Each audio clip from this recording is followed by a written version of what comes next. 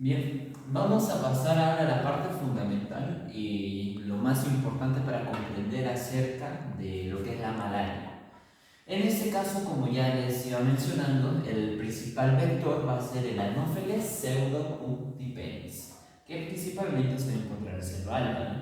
Como les dije, en la región de Loreto y también incluso en la región de Junín, ¿no? En la parte de la selva.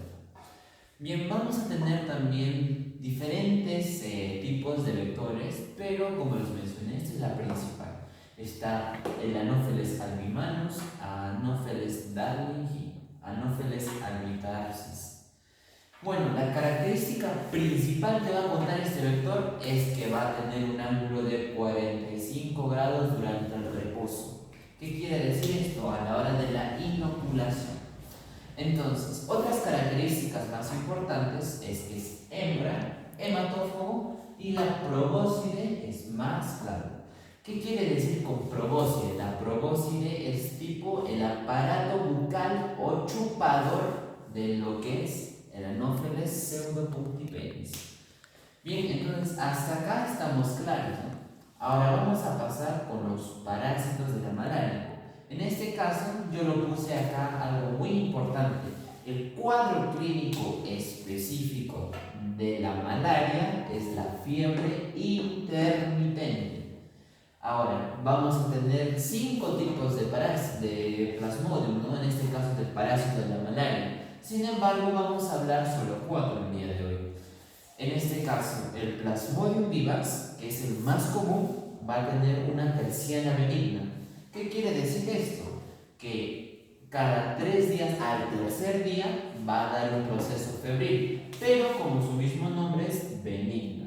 Y lo vamos a explicar más adelante, porque cada tipo de Plasmodium va a atacar específicamente a un grupo específico de glóbulos rojos o eritrocitos, ¿no? En este caso, el falcípalo, que también es una terciana, pero ¿cuál es la diferencia? La terciana es maligna.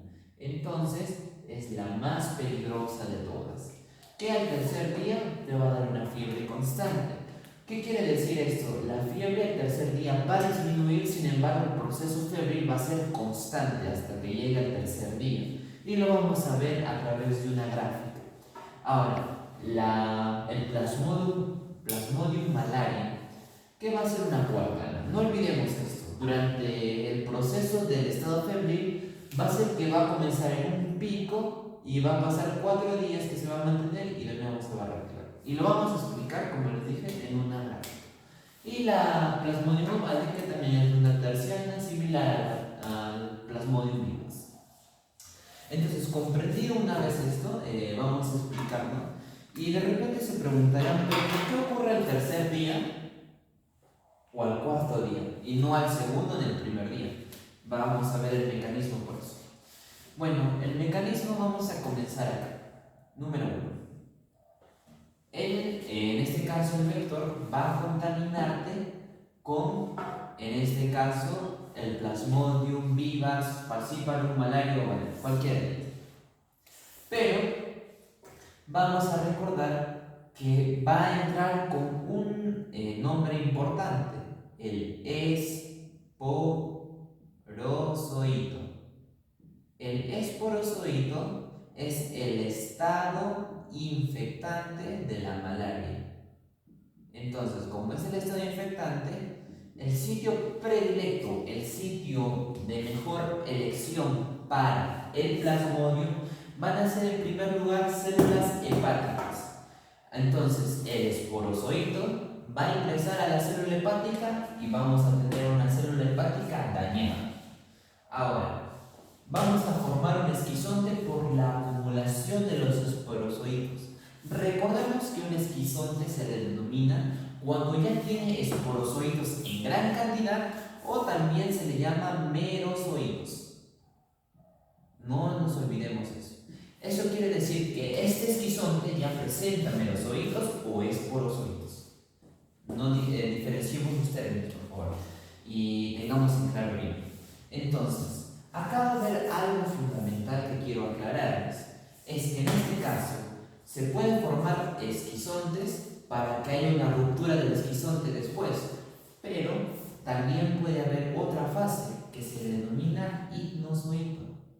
Y como su mismo nombre lo dice, va a permanecer hipnotizado. Yo me recuerdo hipno por sueño, hipnozoito. ¿Qué quiere decir esto? Que este esquizonte o hipnozoito va a estar durmiendo, va a estar inactivado. Entonces, esto se va por evidenciar en un plasmodium vivax o un plasmodium ovale. Son los dos únicos que pueden generar hipnozoitos. No se olviden, si les preguntan en el examen qué es un hipnozoito, se menciona, es el esquizonte inactivado en el hígado. No se vayan a olvidar. Entonces, sacando de lado, o bueno, desconsiderando esto, vamos a seguir con el proceso normal, ¿no? En caso sea cualquier tipo de plasmodio, el esquizonte se va a romper y la ruptura del esquizonte va a soltar esporozoitos o merozoitos y estas se van a ir al torrente sanguíneo. Recordemos un término muy importante en acá, que se denomina ciclo exoeritrocítico. ¿Qué quiere decir esto?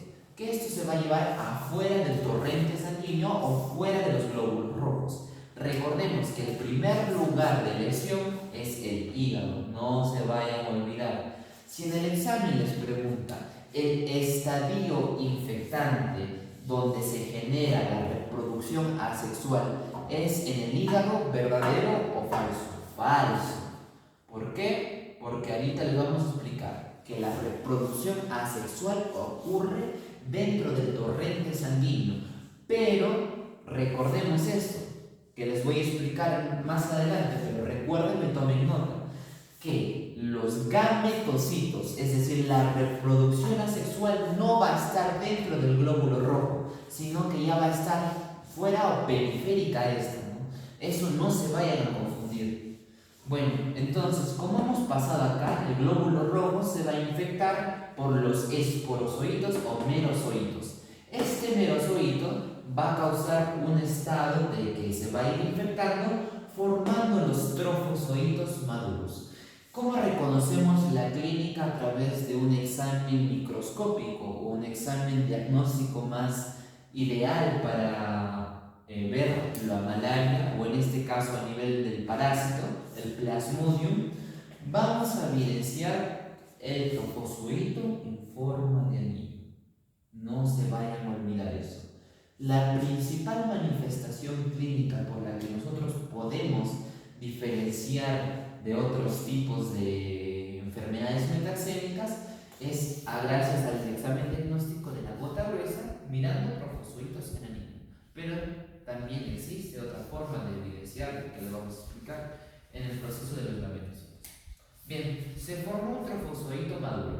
Entonces, en acá se va a formar nuevamente un esquizonte que va a tener merozoitos. Y estos merozoitos, al acumularse, van a deformar los glóbulos rojos. ¿No ven que acá el glóbulo rojo está normal? Se va a ir deformando según la presencia de los merozoitos. Una vez salidos los merozoitos, vuelven a hacer el mismo proceso. Entonces, este proceso también se denomina que dura alrededor de 3 días. La salida de merozoitos. Sin embargo, también la reproducción asexual va a durar 3 días. Entonces, ya estamos respondiendo a la principal cuestionante de repente de muchos de ustedes. ¿Por qué se genera la fiebre al tercer día? Y es justamente por esto, por la salida de los merozoitos y que la reproducción asexual dura por lo menos o mínimamente 3 días. Bueno, entonces, ahora, esta es la vía número 1, ¿no? La vía número 1 donde les puse, ¿no? Ahora, esta es vía número 1, ¿no? Donde nuevamente vuelve al glóbulo rojo. Pero ¿qué pasa cuando ya empieza a hacer una maduración y una reproducción asexual? Se van a formar los famosos gametocitos. Recordemos que los gametocitos en este caso van a ser los microgametocitos y macrogametocitos. Los microgametocitos son los masculinos y los macrogametocitos son los femeninos. Entonces, vamos a tener dos principales características que van a tener estos gametocitos. Una de ellas va a ser la morfología en el torrente sanguíneo. A a través del examen diagnóstico gota gruesa es que los gametocitos del Plasmodium falciparum van a estar presentes en forma de bananos. No sé si pueden evidenciar acá que tanto como el macho y la hembra, o bueno, masculino y femenino, presentan la misma forma de banano, ¿no? Esa parte de azul. Sin embargo, en Plasmodium vivax, oval y malaria van a presentar gametocitos de forma ovoide, forma ovalada, como pueden observar. Entonces, si es que yo llego a ver en un frotis de la gota gruesa, lo principal si miro son gametocitos en forma de banano, no me quedan más que decir Plasmodium falciparum. Sin embargo, si yo miro gametocitos en forma ovalada, puedo pensar en vivax, ovale o malaria. Y eso también va a tener que ver mucho con la clínica, ¿no? Va a estar muy relacionado, porque recordemos que el falciparum es el más letal, entonces la clínica va a ser evidente. Bueno, entonces pasemos de esta parte de hablar de los gametocitos, ¿no? Ya están formados en nuestro torrente sanguíneo. Imaginemos que esto es un capilar y acá está formado ya esto, ¿no? Entonces va a venir nuevamente el vector, el Anopheles pseudo.penis hembra, y va a extraer estos gametocitos. Ya recordemos, este ya tiene los gametocitos. Entonces, ¿qué es lo que va a hacer este? Que va a pasar a la reproducción sexual. Una diferencia clave y pregunta de examen probablemente: ¿dónde sucede la reproducción sexual de los gametocitos? Dentro del vector, en el intestino del vector. Pero si te preguntan dónde ocurre la reproducción asexual de los gametocitos, simplemente respondes en el torrente sanguíneo. Así está. Entonces, les dije que se genera un macrogametocito y un microgametocito. Sin embargo, para que haya reproducción sexual tiene que haber una penetración. En este caso, el microgametocito va a contener flagelos, va a ser el proceso de la exflagelación.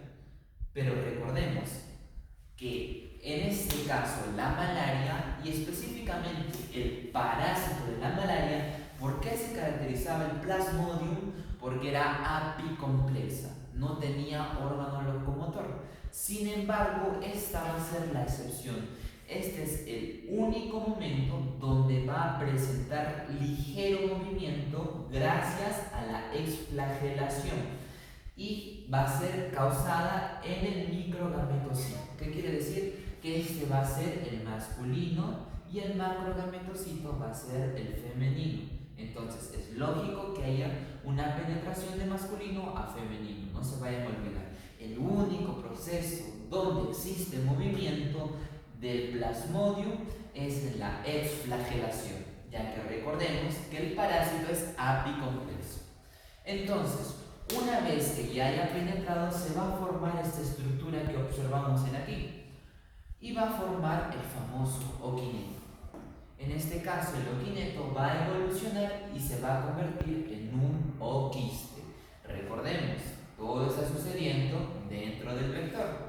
Ahora, al formar el oquiste, dentro del oquiste se van a estar formando los famosos esporozoitos, que lo mencionamos acá. ¿Cuál es el estadio infectante del vector? Los esporozoitos. No nos olvidemos, esporozoitos que infectan a las células hepáticas. Entonces, los esporozoitos maduran y ocurre una ruptura del oquiste y se liberan los esporozoitos. ¿Y dónde se van a liberar los esporozoitos? Se van a liberar en la probóscide, que les mencioné que va a ser el aparato chupador o las glándulas salivales de nuestro famoso vector. Entonces, nuevamente ya tiene los esporozoitos listos, entonces nuevamente cumple el mismo proceso, ¿no? Entonces va a ser un proceso que va a seguir y va a seguir gracias a toda esa explicación que les he dado. Entonces, los más importantes a no olvidarnos: estadio infectante del vector, esporozoitos. Estadio infectante cuando están inactivados los esquizontes, hipnozoitos. ¿Dónde ocurre la formación de los, en este caso ¿Cuál es el órgano predilecto a dañar del plasmodio? Primero va a ir a la célula hepática, al hígado, ¿no? Y ese se le va a denominar ciclo exoeritrocítico, ¿no?